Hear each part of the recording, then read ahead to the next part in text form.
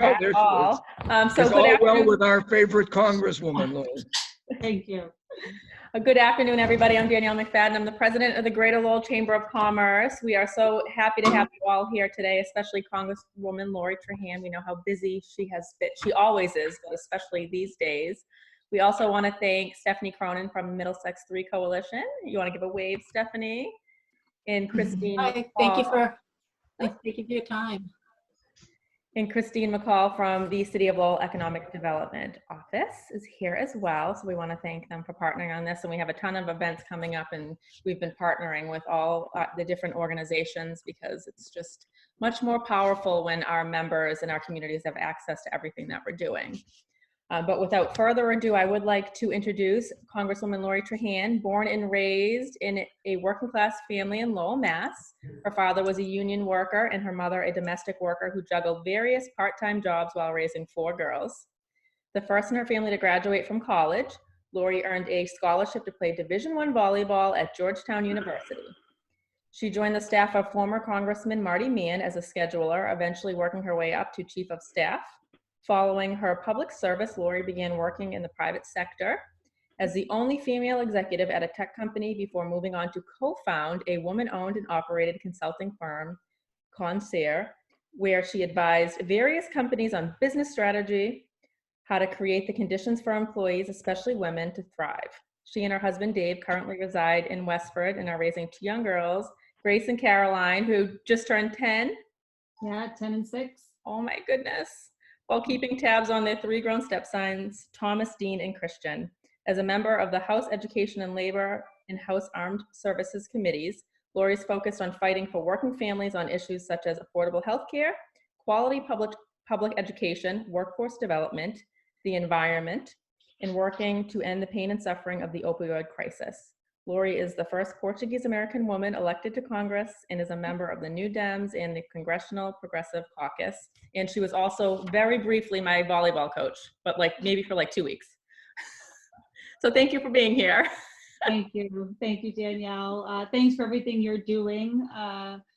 The members of the Greater Lowell Chamber of Commerce for the opportunity to join you. Also thank and give a big shout out to Stephanie and the Middlesex 3 and the City of Lowell for your partnership hosting this meeting, but also everything you're doing on the front lines to keep your membership informed. Look, we're living through unprecedented times. I mean, you were just rattling off the priorities that I went down to Washington with, and I think between the government shutdown, impeachment, and now coronavirus, the days have been slim in terms of when I've been able to focus on the reasons why I ran. But you know, we are living in an unprecedented moment. The country has surpassed 675,000 confirmed cases of COVID-19, and more than 34,000 Americans have died from the disease. Just yesterday, we were all faced with the latest unemployment figures. 5.2 million people filed initial claims this past week, bringing the total number of people applying for unemployment since mid-March to nearly 22 million nationwide, including 575,000 right here in Massachusetts. So to put these numbers in perspective, before COVID-19, our national unemployment claims averaged below 250,000 on a week-to-week basis. So as we make our way through this difficult period, my office is certainly ramped up on casework. We were doing a lot before COVID-19 struck, but now our operation is in overdrive, working day and night to serve as many people and small businesses as quickly and as completely as we can. So just a reminder, never to hesitate to reach out if you encounter employees, family members, or neighbors who need our help, whether that's unemployment assistance, help with SNAP benefits, the IRS, VA healthcare, immigration and travel issues, and of course, business assistance. We've been actually working with the State Department to help get nearly 100 constituents who had been stranded abroad back to the United States. So just a reminder to call us if we can provide any assistance to you. And then as I step back, I just remind folks, you know, as we proceed through this crisis, let's certainly endeavor to demonstrate confidence that by sticking together and looking out for one another, we will win this fight.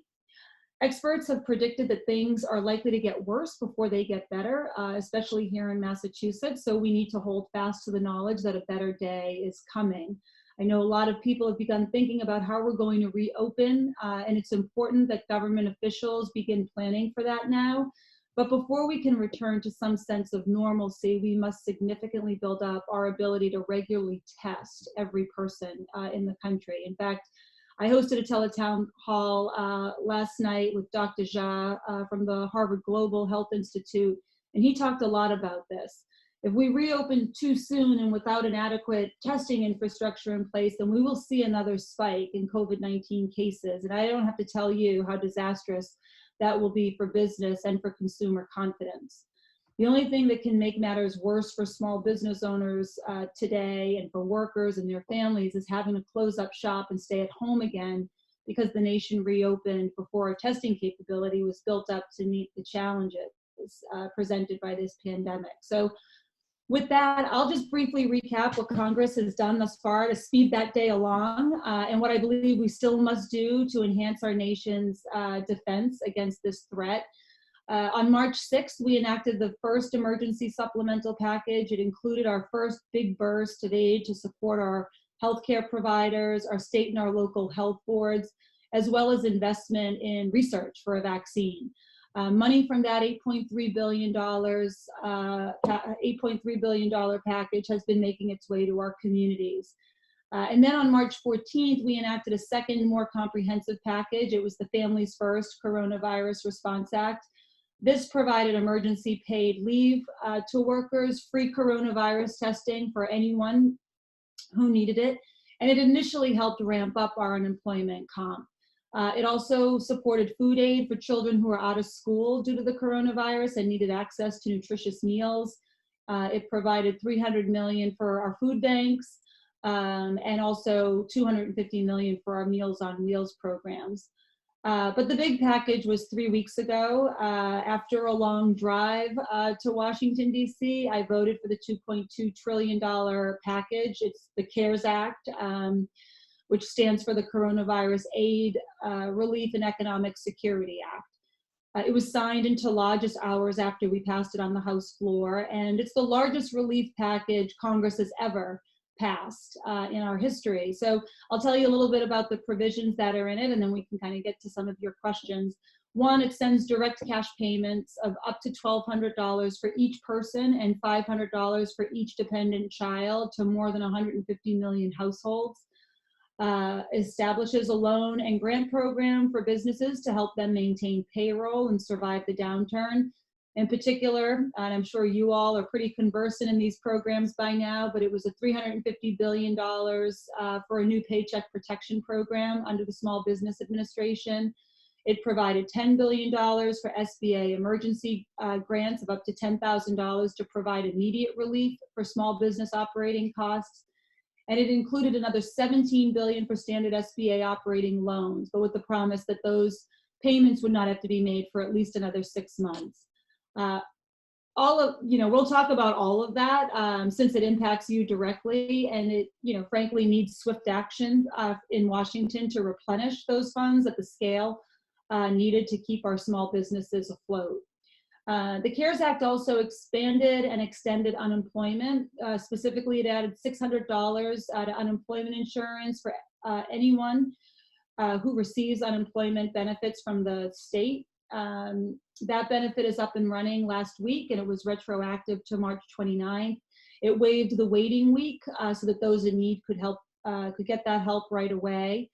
And it added 13 weeks of unemployment for those who have exhausted their state unemployment benefits.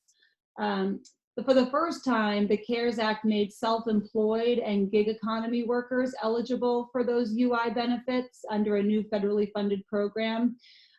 There's a little bit of interest in this last piece, so I'll just spend a minute on it. It's a provision I pushed hard for as a small business owner, and not realizing how many, self-employed business owners there are out there. But it essentially provided a brand new form of unemployment, which means it is taking a little bit more time to implement. It's called the Pandemic Unemployment Assistance, or PUA, and it's fully federally funded. Just over a week ago, the United States Department of Labor issued guidelines for that program. I've been in close touch with Secretary Rosalind Acosta on the program's rollout here. She and her team hired a vendor to set it up, and they hope to have it up and running as quickly as possible. She estimates that'll be by the end of this month. The last big part that I'll flag is the bill's $100 billion for a healthcare Marshall Plan.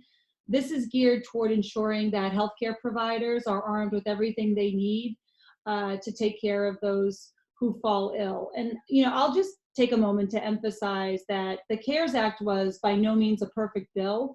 There were certainly things that I believe should have been included but weren't, but nevertheless, it was a good start to take on the immediate challenge before us.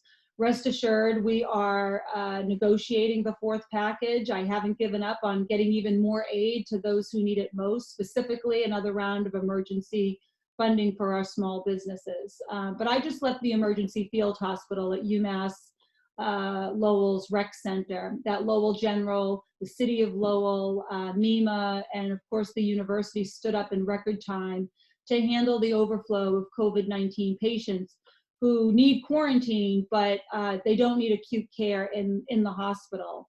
So, we actually, in addition, or what we're fighting for in this fourth package is another round of funding to our healthcare systems and to our local governments as they combat this pandemic. A couple of other things that are, there's a lot being negotiated into this package, but everyone understands the urgency of replenishing those small business programs, but we do need to significantly expand testing to provide more rapid testing sites like the one we see at Showcase Cinema in Lowell, as well as increased direct aid to individuals, including more SNAP benefits because we're seeing more and more people need those to get through, and additional cash payments that have helped people in the past week. Finally, I'll tell you a little bit about just because I know we must have some manufacturers on the line, but we have to force the administration to put the Defense Production Act to full use. We've seen some superhuman efforts by companies to help fill the supply chain for personal protective equipment used by our healthcare and our emergency workers. Companies like Zoll in Chelmsford, and they're making ventilators. Companies like Unwrapped in Lowell, who transformed their high-speed sewing factory to produce 8,500 masks on a daily basis, giving back to their community. But while these manufacturers are doing incredible work to keep us safe, this crisis has exposed how unprepared we are for pandemics, and it has revealed how fraught the decision-making process can be when it's mixed with politics in an election year. So on the first point, we now know that our ability to reliably produce sufficient quantities of medical supplies has withered to an unsafe degree, and relying on a foreign supply chain to keep Americans safe is something we need to fix like yesterday. Growing up in Lowell, I saw firsthand the loss of our textile manufacturing base. First it moved south and then offshore, and we must not be at the mercy of others when it comes to the safety of Americans' public health. And to be clear, this isn't about protectionism or China bashing. It's about meeting our constitutional obligation under Article 1, Section 8, which says, we provide for the common defense and general welfare of the United States. And that's what I intend to push for going forward. And simply on the second point, this is not a moment to allow political interests to drive policymaking or implementation. Regrettably, the administration was, their strategy in the beginning was to deny the threat of COVID-19 for months. And as a result, we didn't take the steps necessary to prepare for the worst. And so our team actually drafted legislation called the Pandemic Production Act to restore our domestic production capacity for medical supplies and to depoliticize the decision-making process. It'll provide direct incentives to manufacturers to establish new or expand upon existing production lines of PPE and medical technology necessary to fulfill the next demand for surge capacity. And second, it will take the decision-making process out of the White House. If we've learned one thing, it's in this crisis on this scale, apolitical experts like Dr. Fauci, they have to have greater operational discretion to put the gears in motion without needing sign-off from the White House. And these life or death decisions must not be left to folks who have an eye on the stock market or a political calendar. So I'm grateful for the opportunity to speak to you all. And before we move to Q&A, I just want to urge us all to be mindful of the fact that the actions that each of us takes as individuals will determine how long this virus lasts and how harmful it will be. So we can stop the spread, as you all know and have heard over and over again, by taking steps we're very familiar with now: washing our hands, disinfecting surfaces, wearing a mask when we head out in public, and social distancing. But together we'll get through this difficult time. And with that, I'm happy to answer your questions. Thank you. Thank you so much. And I know I'm speaking for the group as a whole when we thank you for all your hard work. You've been working tirelessly. That video of you driving down to DC in the middle of the night is an inspiration to us all. So thank you.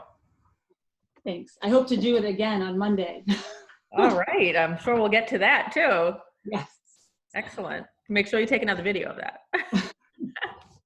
So we had questions submitted in advance. We're going to try to get to as many of them as possible. And they are, they're covering a wide range of things. So if you have specific questions after, feel free to circle back to me and I'll try to get the answers. Or I know Congresswoman Trahan's office has been very accessible as well. Thank you. So the first stimulus program for more than $2 trillion was already approved. And from what I'm reading and hearing, it will not be enough to go around for all the small businesses that need assistance. What is Congress's plan on increasing that? When will they do so? And if so, will it be pretty much the same types of loans and conditions as the first stimulus program already approved? For instance, the PPP loans, EIDL, et cetera. Yeah, that's it's an important question. There's no question. There's no question in anyone's mind that we need to provide additional assistance to small businesses in the next supplemental. And just to remind folks that what CARES included was the $350 billion for the new Paycheck Protection Program. We yesterday, Thursday morning, we had heard that those funds had been distributed, and they weren't taking more applications for that. So we understand that that program needs to be restored. $10 billion for economic injury disaster loans and emergency grants, and again, EIDL is also at capacity. So we know which the programs that work and the ones that we need to fund.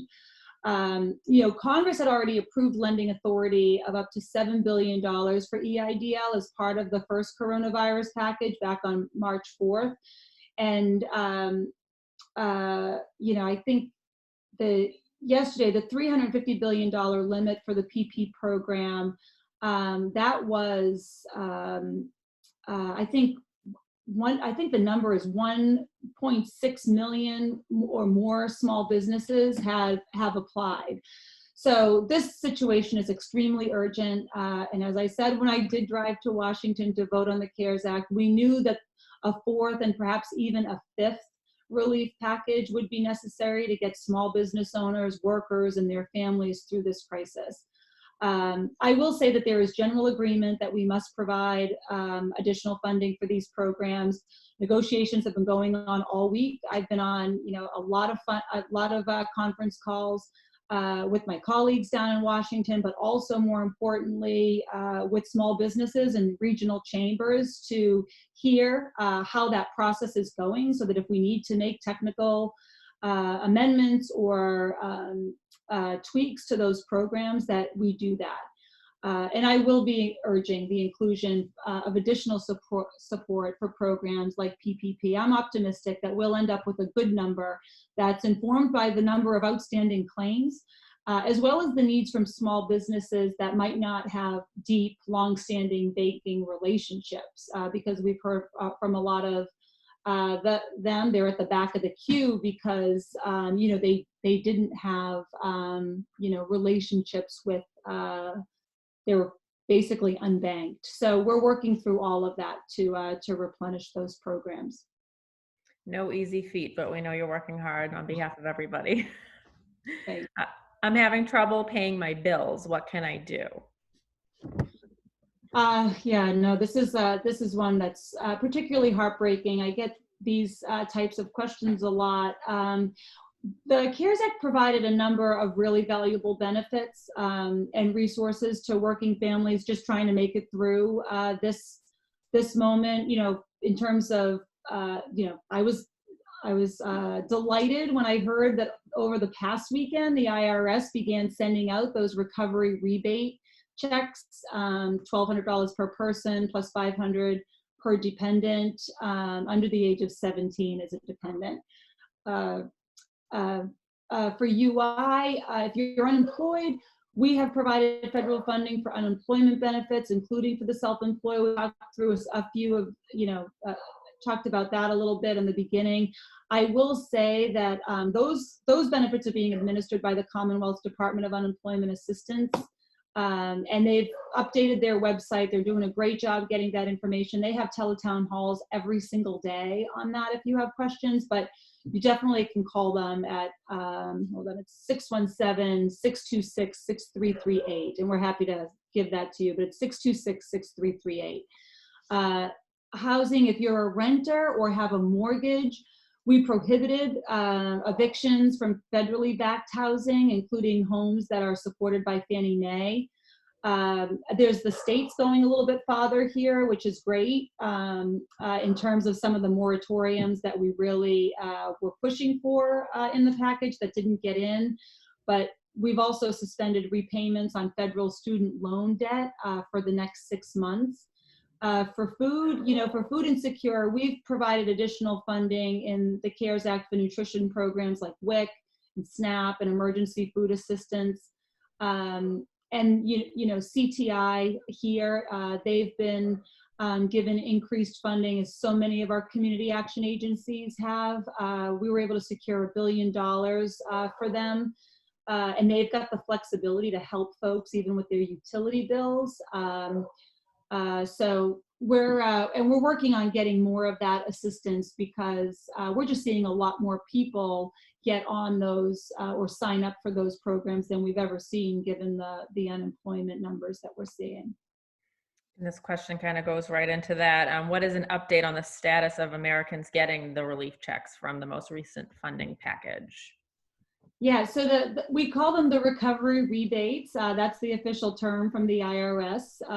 So for taxpayers and Social Security recipients who earn less than $75,000, folks are eligible for $1,200. And like I said, the $500 for a dependent child. For those who make more than $75,000, the recovery rebate is incrementally reduced the more you earn. And then once you hit $99,000, you're no longer eligible.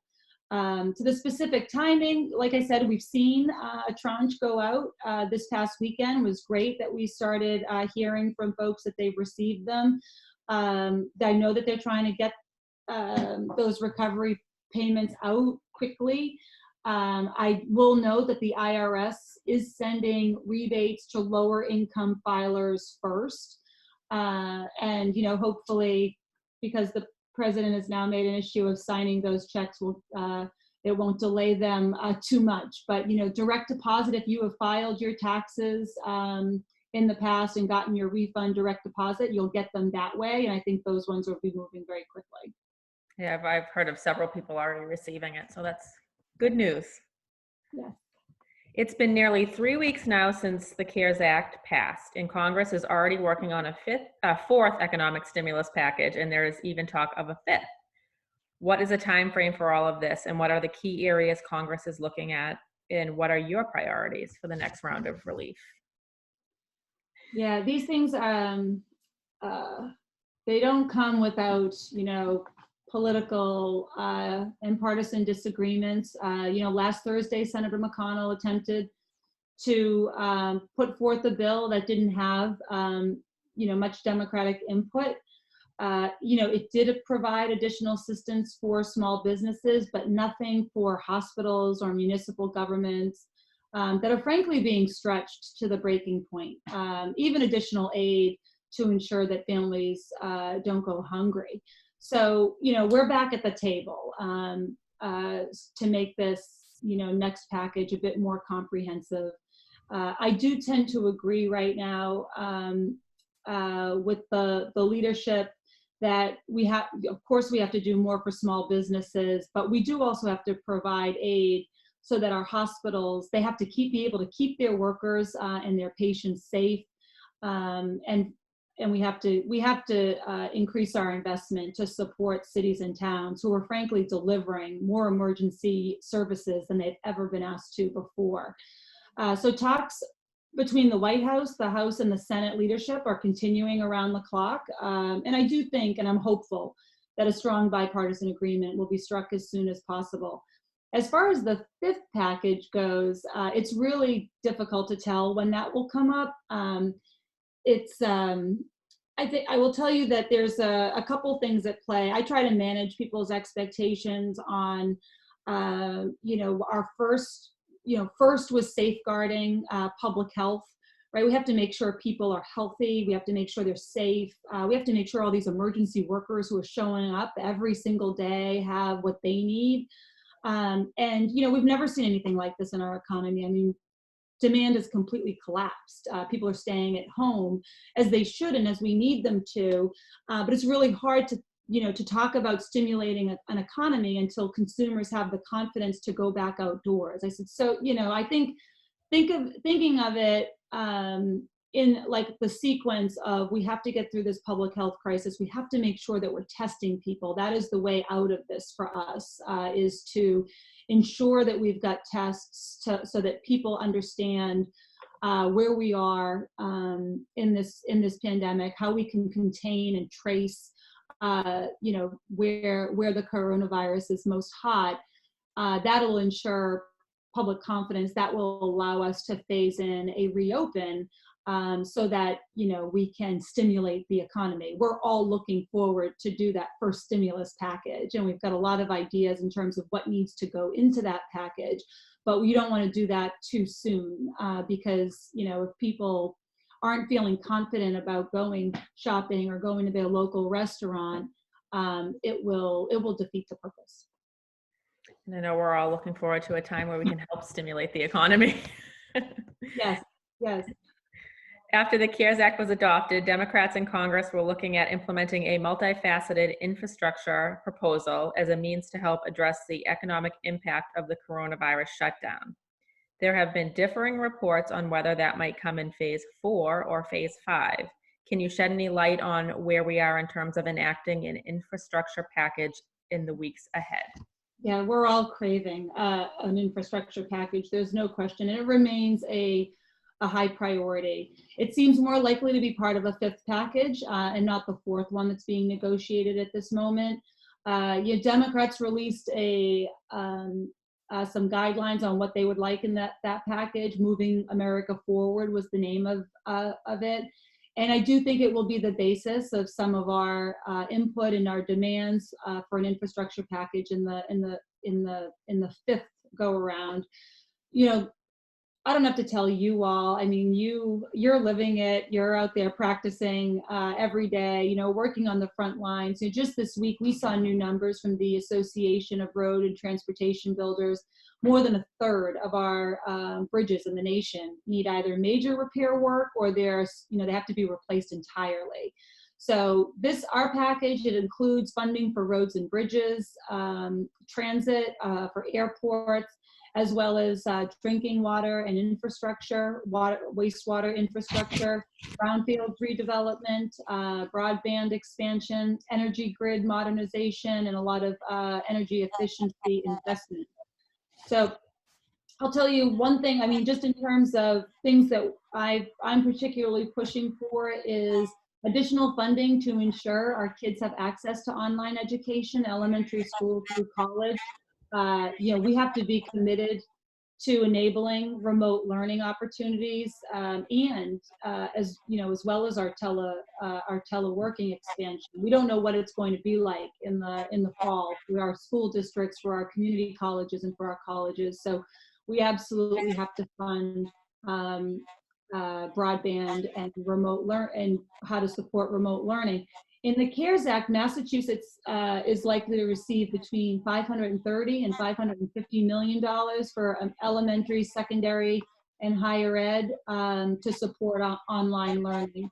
It also included $100 million for USDA's Reconnect program to expand rural broadband. So, you know, another thing I'd like to see in that package is the Rebuild America's School Act, which came out of the Education and Labor Committee, but it's aimed at, you know, repairing and rebuilding our crumbling K through 12 schools. If you've heard me speak in the last, I don't know, 15 months, you've heard me talk about robust investment in our wastewater infrastructure. It is shameful that every time it rains, we have raw sewage entering the Merrimack River. And, you know, right now the EPA's Clean Watershed Survey has a price tag to fix CSOs nationwide at $50 billion. And in Massachusetts, that price tag is over $1 billion.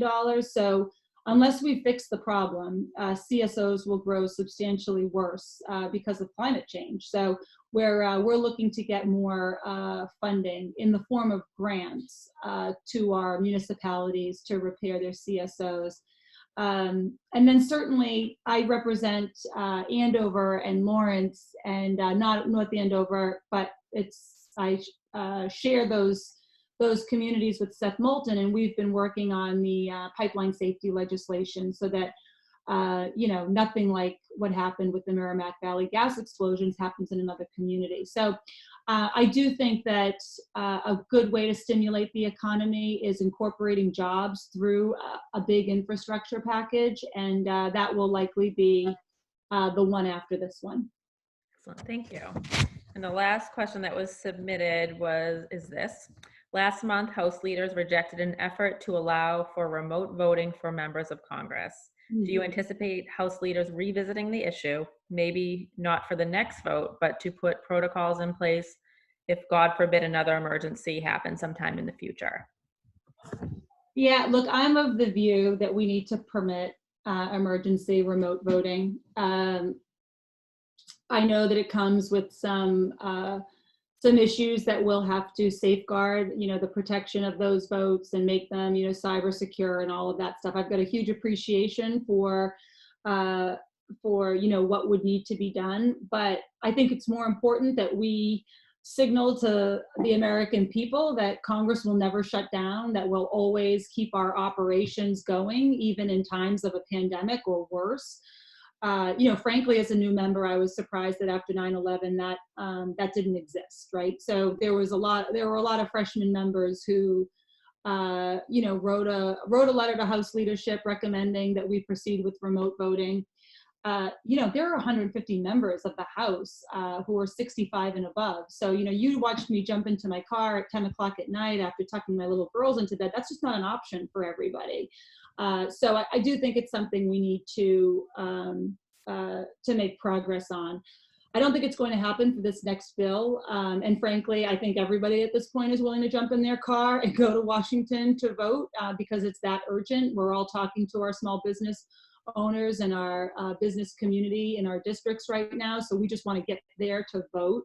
But I do think that there's talk of a proxy voting system where you know, a member can vote for other members who might not be able to get to Washington. So that will be another road trip for me. I imagine I will be voting for other members who can't get to Washington so easily. But that's like a stopgap measure. I think that, you know, we have to modernize the House of Representatives and how it does work. If we started that dialogue, we'd be here for another hour. But I like that I'm part of that group that's thinking about how to sort of update the way we work.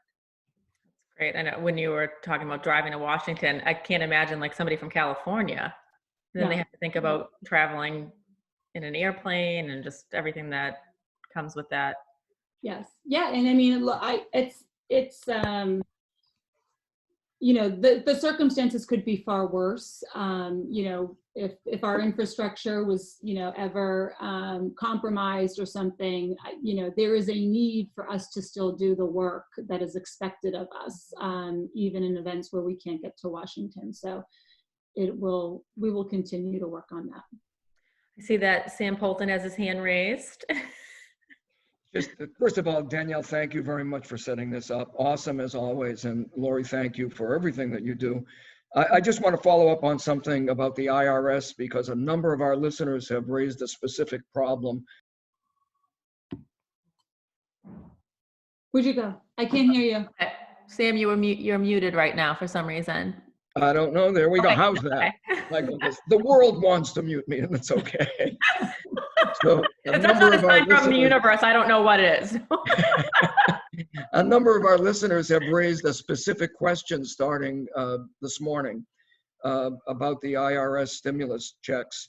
And evidently, people that have a source of income that's related to veterans benefits or Social Security in addition to their regular income, even if they filed a tax return, when they go on to check the status, a box comes up that says unable to give you status, unable with the information we have on hand. Yeah. And when you scroll down, it tells you if you have veterans benefits, we're working with your agency to get the information, but you can't call the IRS. Right. Yeah. And the VA knows nothing. The VA knows nothing about it. We've had 3 people that had that same information box, and they can't find out their status, and they don't know if the IRS needs something more or what. Frustrating. Yeah, no, that is completely frustrating. And that portal is brand new. So I imagine that, there are some bugs in there.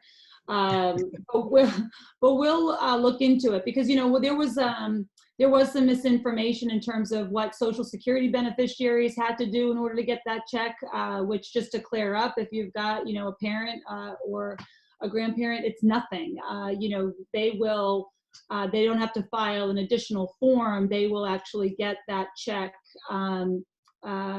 because they don't actually file federal income taxes. So I will look into the veterans one. As you know, Sam, I've got two members of my team who are veterans themselves and work on veterans casework and very close connections with the VA. Mostly right now, we're working on the healthcare side of that, but I'll look into if the VA has to provide anything to folks to get their check faster, frankly. Right, and thank you. You are awesome with veterans, but that was it specifically. One of the veterans didn't have direct deposit and was simply trying to go on to add a direct deposit account, and it won't let him. His VA check is direct deposit, and he wanted, to go on and put his bank account information, and he's unable to. So I think it's designed to help, but instead it's hurting. Yeah, no, and it is based on how you get your federal tax. It's either your Social Security or your taxes. In terms of, so I wouldn't be surprised if they didn't have the ability to change that or to amend it on the fly, because I think they're kind of locked and loaded on. But like I said, we'll look into that to see if there's anything that, or if there's just a number that we can call and we can, I think that's all that would help. And meanwhile, I'll stop, but I will pass along to those 3 folks that you've been alerted. And now that you're on the case, we know that you're going to help. Thanks, Sam. And I found the teletown halls really informative. So thank you for hosting those on a weekly basis. Yeah, those have been great. Last night's was very good. We had Secretary Rosalind Acosta, who has just been an unbelievable partner. I mean, I have to hand it to the administration. When you have federal programs that are brand new and authorized in a time like this, you need all hands on deck to kind of stand those up and get those funds flowing. And the guidance that comes from the federal side to the state side isn't always so seamless, but Rosalind has been dogged in terms of getting benefits to people here in Massachusetts. So thank you for tuning into the teletown hall. They're great. Glad you find them helpful. I mean, from the chamber perspective, there's so many great resources out there. We're on a call every Friday with state leaders, so Secretary Keneally and Secretary Acosta and Lieutenant Governor. So, and we're working to get chambers access to those SBA funds, those 501c6s. So it's not just, you know, these funds are open to small businesses and 501c3s, but you know, there's a whole lot of 501c numbers that could also use some assistance. yeah, we appreciate the advocacy. We sure could use that. So we have our final question. It's Stephen Malagotti. I'm going to unmute you right now, Stephen. Okay, here you go. Thank you very much. Okay. Thank you very much. I wanted to follow up a little bit on what on your remarks on the infrastructure side of this, and thank you for bringing up and being cognizant of the wastewater issue, the discharges into the Merrimack. So we know that the state of Massachusetts now has an enormous budget shortfall. I think I heard Representative Golden say the other day, I think on one of these Zoom calls that the chamber organized, that they're going to blow through their rainy day fund of $3.5 billion. They're just going to run right through it. Obviously, cities like Lowell are going to face budget shortfalls because of decreased revenue. So clearly, their states and cities are going to need help from the federal government. Particularly, I mean, we had massive infrastructure needs before this started. Yeah. So given the unprecedented unemployment numbers, not seen since the Great Depression, in the next funding round or whatever funding round these infrastructure programs are addressed, particularly in light of the unemployment and how communities of non-white communities have been impacted by the coronavirus issue. What is your feeling about having this money be applied with Green New Deal type perspective on this, so that it's not just sort of money thrown at the old way of doing things, but we actually address real long-standing problems that need to be addressed? Yeah, no, it's a great question. I mean, and this is where it's actually not to use the pun, but the rubber is actually going to meet the road here. Right. The package that the Democrats put together, it didn't go quite so far as the Green New Deal, but it was, a much greener infrastructure package in terms of, putting forth something that might be able to get bipartisan support. And, that's everything from modernizing the grid, more investments in energy efficient infrastructure. I mean, concrete, carbon eating concrete. I mean, there's like a lot in there that would make sure that this infrastructure package wasn't just, the same old, that we were actually, making an investment in all the green technologies and all the energy efficiencies that we've seen. I don't think I have to tell you, you probably tune into the news as much as anyone right now. We're kind of struggling with getting the aid and the assistance out the door in a timely fashion, and also having these battles, right? I mean, that's what we experienced on the first CARES package. I mean, there was so much in there, but there was so much we didn't get in there. And it was, as the clock ticks, you're getting phone calls from people who are in dire straits. And so, right. I think we're cognizant of like how much we can push and how much we can have our values reflected in what we're proposing and what we're pushing. And, sometimes I sort of manage my own expectations in terms of if we just make a little bit of progress here and then preparing the rest, for 2021 initiative. But you're right. I mean, right now there's even the burden that the state and the cities have taken on has been unprecedented.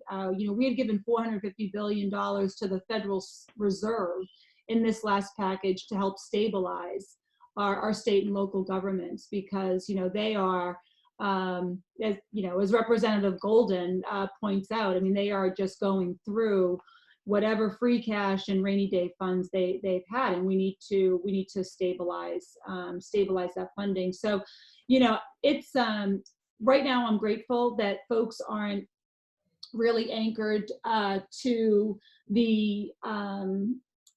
what commonly will happen in some of these debates with big packages like this is how are we going to pay for it? I mean, do I wish we were in a better circumstance right now in terms of our debt and our deficit situation? Absolutely. But right now, this is life and death. We have to make sure that we get workers and small businesses and families through this period.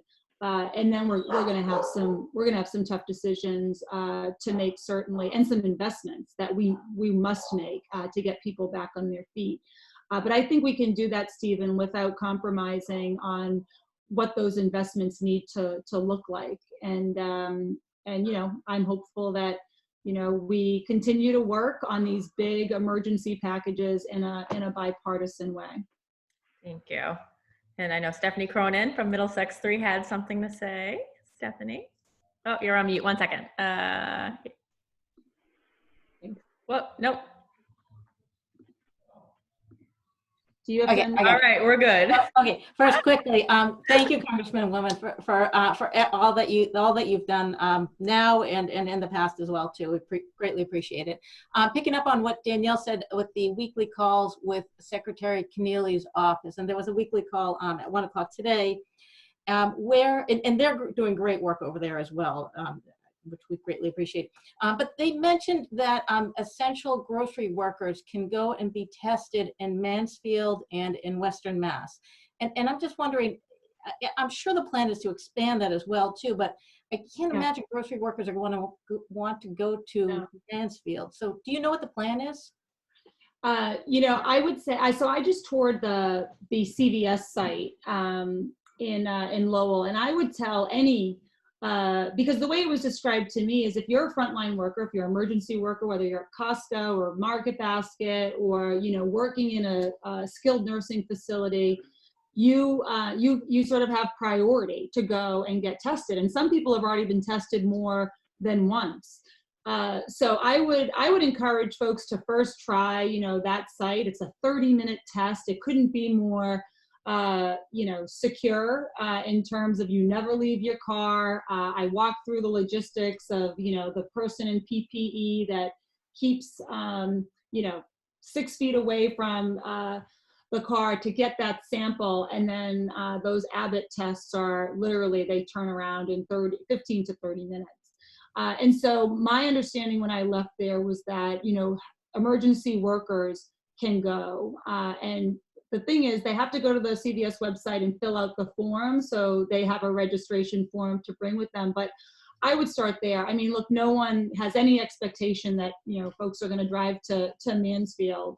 And I do know that a lot of the protocols have evolved a lot in the last even 2 weeks in terms of who can get tested and who can't. You know, I've been working really closely with the skilled nursing facilities and the assisted living facilities because, you know, there was such a backlog of who needed to be testing. That's the whole reason why we have a National Guard deployment, is so that we can have mobile testing. And I know that because the supply chain has opened up a little bit, more tests have become available. So I would start just because it's in our backyard with the CVS site in Lowell. And then if that is not proving to be an option, to give our office a call because, you know, we don't want to overburden our hospitals with that, but we may be able to talk to MEMA about additional testing sites.